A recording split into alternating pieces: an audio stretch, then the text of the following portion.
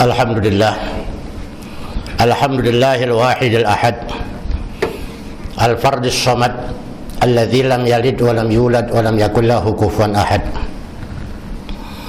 Asyhadu an la ilaha illallah wahdahu la syarika lah, syahadatan tunji qailaha min ahwali yaumit tanad. Wa asyhadu anna sayyidana wa nabiyyana Muhammadan abduhu wa rasuluh wa habibuhu wa khaliluh wa safiyuhu wa najiyuh asyraful ibad. Allahumma fasalli wa sallim wa barik ala hadzal nabiyil karim ar rasulil azim sayyidina wa habibina wa syafi'ina wa maulana Muhammad wa ala alihi wa ashabihi salatan wa salaman daimaini mutalazimaini min yaumina hadza ila yaumil ma'ad. Amma ba'du fa ya ibadallah, usikum wa iyaya bitaqwallah wa ta'atihi la'allakum tuflihun. Qala Allah Ta'ala fil Qur'anil Karim wa huwa asdaqul qailin. A'udzu billahi minasyaitonir rajim. Ya ayyuhalladzina amanu ittaqullaha wa qulu qawlan sadida yuslih lakum a'malakum wa yaghfir lakum dhunubakum wa may yuti'illaha wa rasulahu faqad faza fawzan 'azima. Shadaqallahul 'azim. Hadirin jamaah rahimakumullah.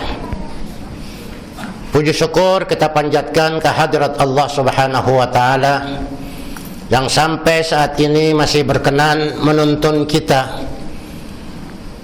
meringankan langkah kita, meringankan gerak kita untuk memenuhi panggilan Allah Subhanahu wa taala melaksanakan ibadah salat Jumat. Semua aktivitas dunia kita tinggalkan, kita penuhi panggilan Allah Subhanahu wa taala sesuai dengan firman-Nya, idza nudiya lis-salati min yaumil jumu'ati fas'au ila dzikrillah wa dzarul bai'. Apabila umat Islam telah dipanggil oleh Allah Subhanahu wa taala untuk melaksanakan ibadah salat Jumat, fas'au ila dzikrillah, segeralah untuk mengingat Allah Subhanahu wa taala, wa dzarul bai', tinggalkan aktivitas jual beli, tinggalkan aktivitas duniawi.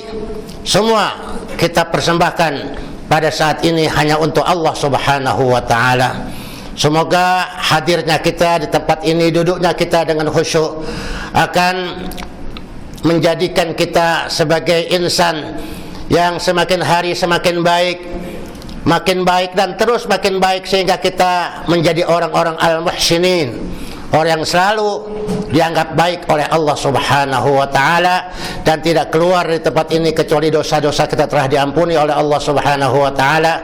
Kesalahan kita dimaafkan Allah, segala urusan kita akan dibereskan oleh Allah Subhanahu wa taala. Amin ya rabbal alamin. Tema yang diberikan kepada saya adalah tentang keutamaan ilmu tauhid.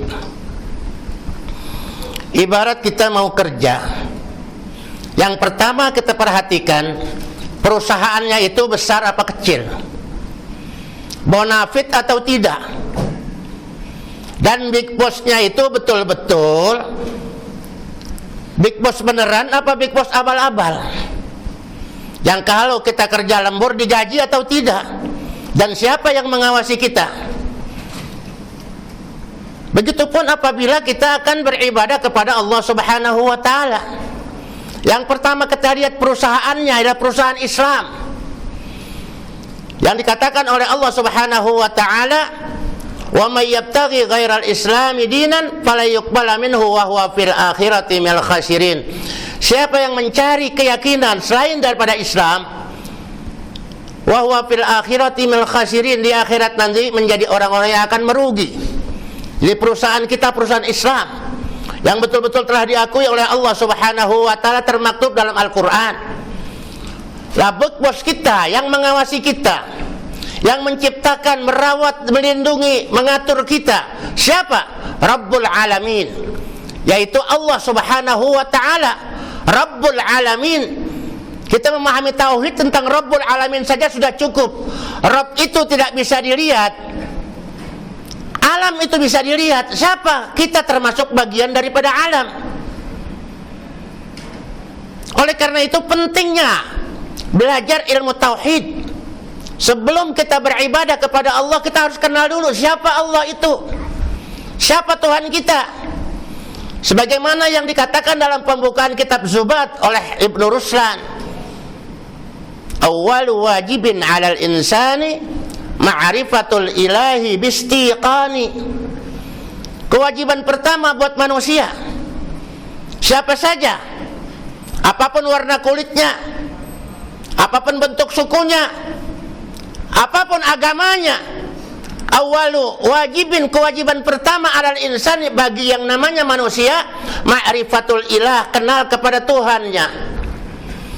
Kenapa Ibnu Ruslan tidak mengatakan langsung ma'rifatullah? Sebab sebelum kita mengenal Allah, kita harus kenal dulu siapa Tuhan itu. Siapa yang dinamakan Tuhan itu? Kita lihat dalam kamus besar bahasa Indonesia, dijelaskan bahwa Tuhan itu sesuatu yang dibutuhkan dan dipatuhi. Itu namanya Tuhan. Sesuatu yang dibutuhkan dan dipatuhi.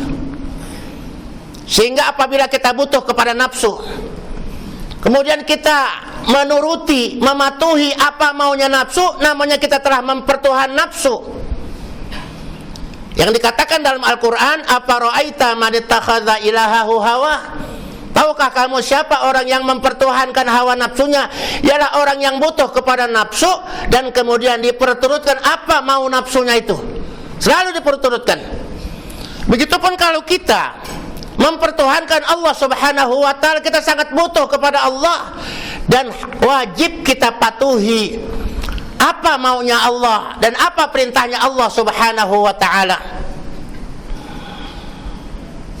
Dalam satu perjalanan, Sayyidina Mu'adz bin Jabal bersama-sama baginda Nabi SAW. Kemudian Rasulullah mengajukan pertanyaan, hal tadri ma haqqul ibad 'ala Allah wa ma haqqullah 'alal ibad. Hai Mu'adz, apakah engkau tahu apa haknya Allah terhadap hamba dan apa haknya hamba terhadap Allah Subhanahu wa ta'ala? Biar kita tahu ada hak dan kewajiban. Apa haknya Allah Ta'ala terhadap hamba dan apa haknya hamba terhadap Allah. Ini ada timbal balik, saudara. Maka Sayyidina Mu'adz mengatakan, Allahu wa rasuluhu a'lam, Allah dan Rasulnya yang lebih tahu. Ketahuilah hai Mu'adz, bahwa haqqullah 'alal ibad, haknya Allah terhadap hamba, ayya'buduhu wa la yusyriku bihi syai'a. Haknya Allah terhadap hamba, bahwa hamba itu mau beribadah kepada Allah Subhanahu wa ta'ala dan tidak akan menyekutukannya dengan segala sesuatu. Dan hak hamba terhadap Allah apa? Allah yu'adziba, Allah tidak akan menyiksa orang-orang yang tidak mensyirikkan Allah Subhanahu wa ta'ala, tidak mensekutukan Allah Subhanahu wa ta'ala. Itu ada hak dan kewajibannya. Oleh karena itu tidak mungkin kita ibadah dapat dengan sempurna kalau kita tidak mengenal lebih dahulu siapa Allah Subhanahu wa ta'ala itu. Ya, kita tidak akan kenal. Kenapa kita tidak mau mempelajari tentang ilmu tauhid? Padahal dalam hadis dikatakan, innallaha lam yufrid syai'an afdala minat tauhidi was shalah. Allah belum pernah mewajibkan segala sesuatu apapun di dunia ini yang lebih utama daripada belajar ilmu tauhid dan belajar bagaimana cara sholat. Kita semua udah bisa sholat, tapi sholat yang baik, yang dikehendaki oleh Allah Subhanahu wa ta'ala seperti apa? Kalau kita tidak mengerti ilmu tauhid, tidak akan mungkin akan mendatangkan sifat khusyuk, rasa khusyuk, rasa asyik ketika berdialog, ketika beribadah dengan Allah Subhanahu wa ta'ala. Ada rasa asyik. Orang timbul asyik, khusyuk itu asyik. Seperti orang pacaran, walaupun duduk di pinggir kali dari jam 8 malam sampai azan subuh, nggak terasa, saudara. Ya, ini laki perempuan kakinya diturunkan, nggak terasa ada banjir lewat, sendalnya copot, nggak terasa, saking asyiknya itu. Padahal nggak ngapa-ngapain, cuman hanya duduk berdampingan. Bagaimana kita beribadah kepada Allah? Pernah nggak kita merasakan kehusyuan ketika kita mengatakan Allahu Akbar, Allah Maha Besar? Kita angkat tangan kita seperti ini, tanda kepasrahan kita kepada Allah Subhanahu wa Ta'ala. Kemudian kita letakkan di ulu hati kita supaya tidak ada perasaan-perasaan ingat kepada dunia. Kita kadang-kadang kita lagi sholat ingat mobil belum dikunci, kompor belum dimatiin. Kadang-kadang kita masih ingat padahal kita mengatakan Allahu Akbar, Allah yang Maha Besar. Kalau kita meyakini Allah yang Maha Besar, tidak ada yang lebih besar daripada Allah Subhanahu wa Ta'ala. Semua urusan dunia itu kecil.